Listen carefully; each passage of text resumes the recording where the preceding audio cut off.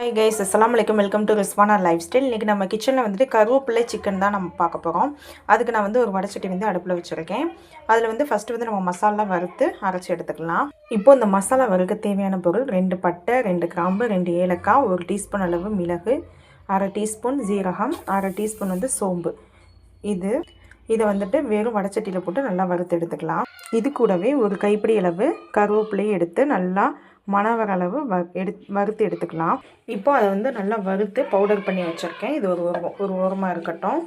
இப்போ வந்து அடுப்பில் வந்து வடைச்சட்டி வச்சுருவோம். வடைச்சட்டி நல்லா ஹீட் ஆகட்டும். இப்போ வந்து நல்லா வடைச்சட்டி வந்து ஹீட் ஆகிடுச்சு. இதில் வந்துட்டு நீங்கள் வந்துட்டு எந்த எண்ணெய் வேணாலும் சேர்த்துக்கலாம். நான் வந்து நல்லெண்ணெய் கொஞ்சமாக சேர்க்குறேன். நல்லெண்ணெயில் செஞ்சீங்க அப்படின்னா இன்னும் டேஸ்ட்டு சூப்பராக இருக்கும்.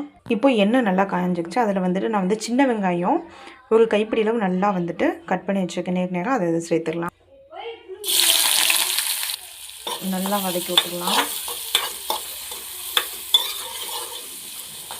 இது கூடவே காரத்துக்கு 2 பச்சை மிளகா நல்லா வதக்கி பொன்னிறமாக செவந்து வரட்டும்.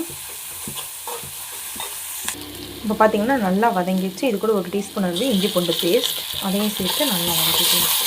பச்சை வாசனை போகிற அளவு இருந்துச்சு. இது கூட 1/4 டீஸ்பூன் மஞ்சள் தூள், ஒரு 1/2 டீஸ்பூன் மல்லித்தூள், தேவையான அளவு உப்பு சேர்த்து நல்லா வதக்கிக்கலாம். பார்த்திங்கன்னா நல்லா வதங்கிச்சு. இதில் நம்ம அரைச்ச பவுடரை சேர்த்துக்கலாம். அரைச்ச பவுடரை சேர்த்து நல்லா வதக்கி விட்டுருங்க. இது கூடவே கொஞ்சமாக பச்சை கருவேப்பிலை சேர்த்துக்கலாம். அதையும் நல்லா வதக்கிடலாம். இது கூடவே சிக்கனும் சேர்த்துருக்கேன். சிக்கனையும் சேர்த்து நல்லா கிண்டி விட்டுக்கலாம். இப்போ பார்த்திங்கன்னா தெரியும், மசாலா கூட நல்லா சூப்பராக வந்து கிளறி விட்டாச்சு. இப்போ இது கூட வந்து 1/2 டம்ளர் அளவு தண்ணி சேர்த்துக்கலாம்.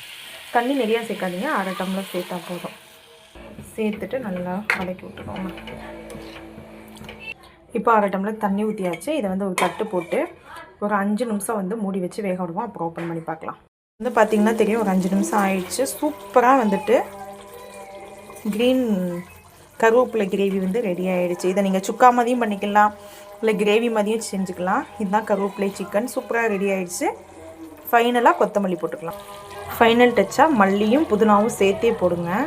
சேர்த்தே போட்டுட்டு நல்லா கிண்டி விட்டுருங்க. அவ்வளோதான், எடுத்து சேவ் பண்ணிங்கன்னா சூப்பராக இருக்கும். நீங்களும் இது போல் ட்ரை பண்ணி பார்த்துட்டு எப்படி வந்துச்சுன்னு சொல்லிட்டு கமெண்ட் பாக்ஸில் கமெண்ட் பண்ணுங்கள். நம்ம சேனலில் ஃபஸ்ட் டைம் பண்ணுங்கள், சப்ஸ்கிரைப் பண்ணுங்கள், லைக் பண்ணுங்கள், ஷேர் பண்ணுங்கள். அஸ்ஸலாமு அலைக்கும்.